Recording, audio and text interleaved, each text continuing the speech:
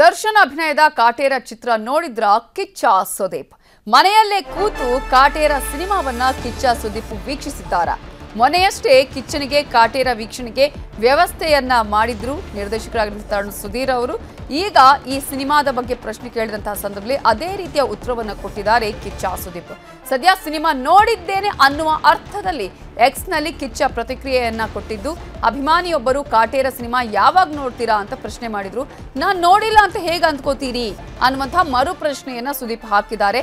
ಹೇಗೆ ಅಂದ್ಕೊಳ್ತೀರಿ ನಾನು ನೋಡಿಲ್ಲ ಅನ್ನುವಂಥ ಪ್ರಶ್ನೆಯಲ್ಲಿ ನೋಡಿದ್ದೇನೆ ಅನ್ನುವಂಥ ಅರ್ಥ ಇರೋದನ್ನು ನಾವು ಗಮನಿಸಬಹುದು ಇಲ್ಲಿ. ಸೊ ಈಗಾಗಲೇ ಅಭಿಮಾನಿಯವರು ಒಬ್ಬ ಕೇಳಿದಂತಹ ಪ್ರಶ್ನೆಗೆ ಸುದೀಪ್ ಅವರು ಉತ್ತರವನ್ನ ನೀಡುವುದರ ಮೂಲಕ ದರ್ಶನ್ ಅವರ ಈ ಒಂದು ಕಾಟೇರ ಸಿನಿಮಾವನ್ನ ನೋಡಿದ್ದಾರೆ ಅಂತ ಹೇಳಲಾಗಿದೆ. ಪ್ರಧಾನಿ ನರೇಂದ್ರ ಮೋದಿ ಆಂಧ್ರ ಪ್ರದೇಶದ ಲೇಪಾಕ್ಷಿ ದೇವಸ್ಥಾನಕ್ಕೆ ಇವತ್ತು ಭೇಟಿ ಕೊಟ್ಟಿದ್ದಾರೆ. ಲೇಪಾಕ್ಷಿಯಲ್ಲಿರುವ ವೀರಭದ್ರ ದೇವಸ್ಥಾನಕ್ಕೆ ಭೇಟಿ ಕೊಟ್ಟು ಪ್ರಧಾನಿ ಮೋದಿ ದೇವರ ಆಶೀರ್ವಾದ ಪಡೆದಿದ್ದಾರೆ. ದೇವಸ್ಥಾನದ ಆವರಣದಲ್ಲಿ ಪ್ರಧಾನಿ ಮೋದಿ ಧ್ಯಾನ ಮಾಡಿದ್ದಾರೆ. ಶ್ರೀರಾಮ ಜಯರಾಮ ಅಂತ ಭಜನೆ ಮಾಡಿದ್ದಾರೆ ಪ್ರಧಾನಿ ಮೋದಿ. ಪ್ರಧಾನಮಂತ್ರಿ ನರೇಂದ್ರ ಮೋದಿ भी यहाँ पहुंचे हैं. ದೇಶದೆಲ್ಲೆಡೆ ಮರ್ಯಾದ ಪುರುಷ ಶ್ರೀರಾಮನ ಸ್ಮರಣೆ ನಡೆಯುತ್ತಿದೆ. ರಾಮಾಯಣ ಕಾಲದ ಅನೇಕ ಆಧ್ಯಾತ್ಮಿಕ ಸ್ಥಳಗಳು ಮುನ್ನೆಲೆಗೆ ಬರುತ್ತಿವೆ. ರಾಮನ ಕಾಲದ ಪುರಾಣ ನೆನಪಿಸೋ ಇತಿಹಾಸ ಪ್ರಸಿದ್ಧ ಕ್ಷೇತ್ರವೊಂದು ಹಾಸನ ಜಿಲ್ಲೆಯಲ್ಲಿದೆ. ಈ ಪುಣ್ಯ ಕ್ಷೇತ್ರ ಇರೋದೆಲ್ಲಿ, ಇದರ ಮಹಿಮೆ ಏನು ಹೇಳ್ತೀವಿ ನೋಡಿ.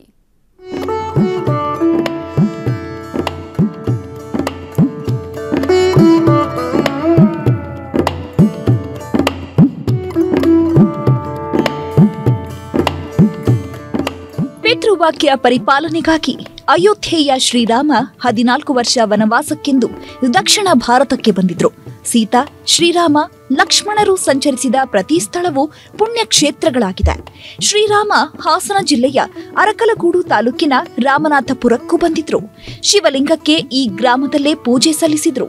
ಸಾವಿರಾರು ವರ್ಷಗಳ ಹಿಂದೆ ರಾಮ ಪೂಜಿಸಿದ ಈ ದೇವರು ರಾಮೇಶ್ವರ ಅಂತ ಪ್ರಸಿದ್ಧವಾದ್ರೆ ಗ್ರಾಮ ರಾಮನಾಥಪುರ ಆಯಿತು.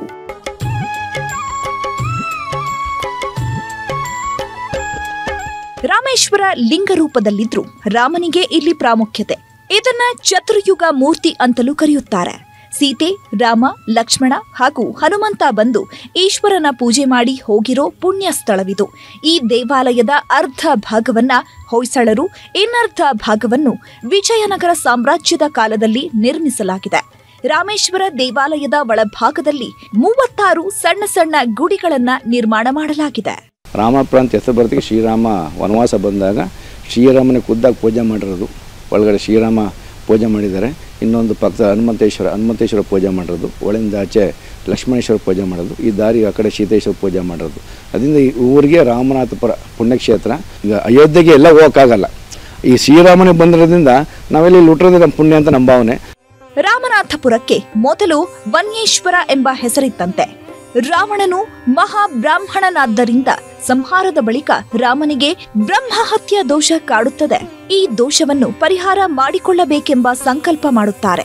ಆಗ ಅಗಸ್ತ್ಯರಲ್ಲಿ ಬಂದು ವಿಚಾರ ಮಾಡಿದಾಗ ದಂಡಕಾರಣ್ಯದಲ್ಲಿ ಈಶ್ವರನ ಪ್ರತಿಷ್ಠಾಪಿಸಿ ಅಲ್ಲಿ ಪ್ರಾರ್ಥನೆ ಮಾಡಿದ್ರೆ ದೋಷ ನಿವಾರಣೆ ಆಗುತ್ತದೆ ಅಂತ ತಿಳಿಸುತ್ತಾರೆ.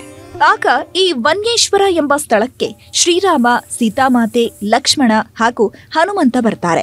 ಶಿವಲಿಂಗವನ್ನು ತರಲು ಹನುಮನಿಗೆ ಶ್ರೀರಾಮ ಸೂಚಿಸ್ತಾರೆ. ಆದ್ರೆ ಹನುಮಂತ ಬರೋದ್ರೊಳಗೆ ಅಲ್ಲೇ ಇದ್ದ ಶಿವನ ದೇವಾಲಯ ಸಿಗುತ್ತೆ. ಹೀಗಾಗಿ ರಾಮ ಇದೇ ಲಿಂಗಕ್ಕೆ ಪೂಜಿಸ್ತಾರಂತೆ. ಬಳಿಕ ಹನುಮಂತ ತಂದ ಶಿವಲಿಂಗವನ್ನು ಕೂಡ ಗರ್ಭಗುಡಿಯ ಮುಂದೆ ಪ್ರತಿಷ್ಠಾಪಿಸ್ತಾರೆ. ಇದು ಹನುಮಂತೇಶ್ವರ ದೇಗುಲವಾಗುತ್ತೆ. ದೇವಾಲಯದ ಸ್ವಲ್ಪ ದೂರದಲ್ಲಿ ಸೀತೆ ಪೂಜೆ ಮಾಡಿದ ಜಾಗ ಸೀತೇಶ್ವರ ದೇವಾಲಯ ಆಗಿದೆ. ಪುಷ್ಕರಣಿಯ ಪಕ್ಕದಲ್ಲಿ ಲಕ್ಷ್ಮಣ ಪೂಜೆ ಮಾಡಿದ್ದ ಜಾಗ ಇಂದಿನ ಲಕ್ಷ್ಮಣೇಶ್ವರ ದೇವಾಲಯ ಆಗಿದೆ.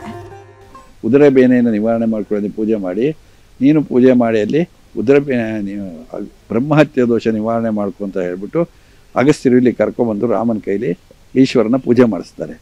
ಆಗ ಇದು ರಾಮೇಶ್ವರ ಅಂತಲೂ, ಪಕ್ಕದಲ್ಲಿ ಹನುಮಂತನ ಕೈಯಲ್ಲಿ ಪ್ರತಿಷ್ಠಾಪನೆ ಆದ ಹನುಮಂತೇಶ್ವರ, ಹೊಳೆಯಿಂದ ಆಚೆ ಲಕ್ಷ್ಮಣೇಶ್ವರ, ರಸ್ತೆಯಿಂದ ಆಚೆ ಸೀತೇಶ್ವರ. 4 ಜನವು ಒಂದೊಂದು ಈಶ್ವರನ ಆರಾಧನೆ ಮಾಡಿ ತಮ್ಮ ಪಾಪಗಳನ್ನು ಕಳ್ಕೊಂಡು ಹೊರಟೋಗ್ತಾರೆ. ಈ ಹೊಯ್ಸಳರ ಕಾಲದಲ್ಲಿ 11ನೇ ಶತಮಾನದಲ್ಲಿ ಗರ್ಭಗುಡಿ ಅಂಕಣವನ್ನು ಹೊಯ್ಸಳರು ಕಟ್ಟಿರೋದು. ಅದರಿಂದ ಮುಂದಕ್ಕೆ ವಿಜಯನಗರ ಸಾಮ್ರಾಜ್ಯ ಕಾಲದಲ್ಲಿ ಸುತ್ತಲ ಪ್ರಕಾರ ಎಲ್ಲನೂ ಕಟ್ಟಿದ್ದಾರೆ. ಇದು ರಾಮ ಬಂದು ಪೂಜೆ ಮಾಡಿದ್ಲೆ. ಇದು ರಾಮನಾಥಪುರ ಅಂತಲೂ ಇದು ರಾಮೇಶ್ವರ ಅಂತೂ ಪ್ರಸಿದ್ಧಿಯಾಗಿದೆ. ಶ್ರೀರಾಮ ಬಂದು ಪೂಜೆ ಮಾಡಿ ಹೋಗಿರೋ ಪುಣ್ಯ ಜಾಗದಲ್ಲಿ ನಿತ್ಯವೂ ಇಂದಿಗೂ ಪೂಜಾ ಕೈಂಕರ್ಯಗಳು ನಡೆಯುತ್ತಿವೆ. ಅಯೋಧ್ಯೆಯಲ್ಲಿ ದೇವಾಲಯ ಉದ್ಘಾಟನೆ ವೇಳೆ ಈ ದೇವಾಲಯದಲ್ಲಿಯೂ ವಿಶೇಷ ಪೂಜೆ ನೆರವೇರಿಸಲು ಇಲ್ಲಿನ ಸ್ಥಳೀಯರು ಸಿದ್ಧತೆ ಮಾಡಿಕೊಳ್ತಿದ್ದಾರೆ. ಶ್ರೀರಾಮ ಸಂಚಾರ ಮಾಡಿರೋ ಎಲ್ಲ ಜಾಗಗಳನ್ನು ಅಭಿವೃದ್ಧಿಪಡಿಸಲಿ ಅನ್ನೋದು ಈ ಭಾಗದ ಜನರ ಆಗ್ರಹ. ಕೃಷ್ಣಮೂರ್ತಿ, ನ್ಯೂಸ್ 18 ಹಾಸನ. ಅಯೋಧ್ಯೆ, ಶ್ರೀರಾಮನ ಇತಿಹಾಸ, ಪುರಾಣ, ವಿವಾದ, ಕಾನೂನು ಸಮರ, ರಾಜಕೀಯ ಹೀಗೆ ಅಯೋಧ್ಯೆಗೆ ಕುರಿತ ಸಂಪೂರ್ಣ ಮಾಹಿತಿ ಉಳ್ಳ ವಿಶೇಷ ಕಾರ್ಯಕ್ರಮಗಳು ಪ್ರತಿದಿನ ರಾತ್ರಿ 8:30ಕ್ಕೆ ನಾನು ಅಯೋಧ್ಯೆ ಶೀರ್ಷಿಕೆಯಡಿ ಪ್ರಸಾರವಾಗ್ತಿದೆ. ತಪ್ಪದೆ ವೀಕ್ಷಿಸಿ. ಕನ್ನಡಿಗರ ನೆಚ್ಚಿನ ನ್ಯೂಸ್ 18 ಕನ್ನಡ ಈಗ ವಾಟ್ಸ್ಆಪ್ನಲ್ಲೂ ಲಭ್ಯ. ಕರ್ನಾಟಕ, ದೇಶ ವಿದೇಶಗಳ 360 ಡಿಗ್ರಿ ಸುದ್ದಿಯ ವಿವರಗಳನ್ನ ನಿಮ್ಮ ಕೈ ಬೆರಳುಗಳಲ್ಲೇ ಪಡಿಲಿಕ್ಕೆ ಈ QR ಕೋಡ್ ಅನ್ನ ಸ್ಕ್ಯಾನ್ ಮಾಡಿ ನಮ್ಮ ಚಾನಲ್ ಫಾಲೋ ಮಾಡಿ, ನೋಟಿಫಿಕೇಶನ್ ಆನ್ ಮಾಡಿ.